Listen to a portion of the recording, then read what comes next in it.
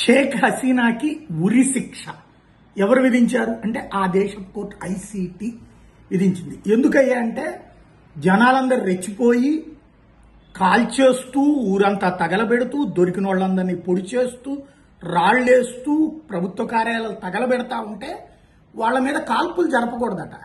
వాళ్ళందరికి కూర్చోబెట్టి స్వీట్లు ఇచ్చి సుప్రీంకోర్టు జడ్జి గారు ఇంటికి పంపిస్తే అప్పుడు ఆ జడ్జి గారు కూర్చోబెట్టి వాళ్ళందరితో మాట్లాడి అప్పుడు శిక్షిస్తారనమాట. దుర్మార్గపు నీతి, అరాచకపు నీతి, రాక్షసపు నీతికి సాక్ష్యమైనటువంటి దిగజారిపోయినటువంటి జ్యుడిషియరీకి బంగ్లాదేశ్ సాక్ష్యం. అసలు ప్రజల చేత ఎన్నిక కానటువంటి ఒకడొచ్చి నేనే ఈ దేశానికి నాయకుడినంటే అట్లాంటి దరిద్రుణ్ణి అంగీకరించినటువంటి న్యాయ వ్యవస్థ అడుక్కు తిన్నారు. అసలు ఉండడానికి అర్హత ఉందా ఆ జడ్జీలకి?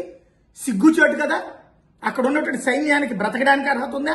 ఆ దేశానికి సంబంధించినటువంటి ప్రతినిధులు పక్కన పంపించి అమెరికా వాడు పంపిన చెంచాగాన్ని తీసుకొచ్చి ఆ దేశానికి పాలకుడుగా నడిపిస్తూ వాడికి సెల్యూట్లు కొడుతున్నటువంటి సైన్యానికి సిగ్గుండాలి కదా. సైన్యానికి సిగ్గులేదు, న్యాయ వ్యవస్థకి సిగ్గులేదు, అక్కడ విధ్వంసాలు చేస్తున్న దరిద్రులకి ఎట్లాగూ సిగ్గులేదు. వీళ్ళందరూ కలిసి ప్రజల చేత 2/3 మెజార్టీతో ఎన్నికై ఒకప్పుడు పాకిస్తాన్ దుర్మార్గాలకి బలైనటువంటి దేశాన్ని కాపాడినటువంటి హసీనాని పట్టుకుని చంపేయాలనుకున్నారనమాట.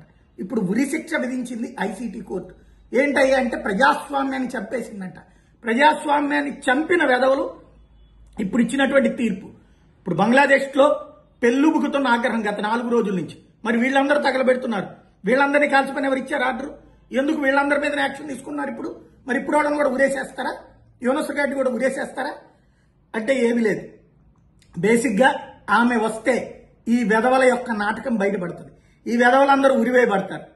దిక్కుమాలిన దేశాలు పాకిస్తాను, బంగ్లాదేశ్, శ్రీలంక, నేపాల్, భూటాన్ ఇట్లాంటి బచ్చా దేశాల్లో ఇట్లాంటి ఇష్టం వచ్చినటువంటి విధంగా నడుపుకునేటటువంటి వ్యవస్థలు నడుస్తాయనడానికి సజీవ సాక్ష్యం ఇది.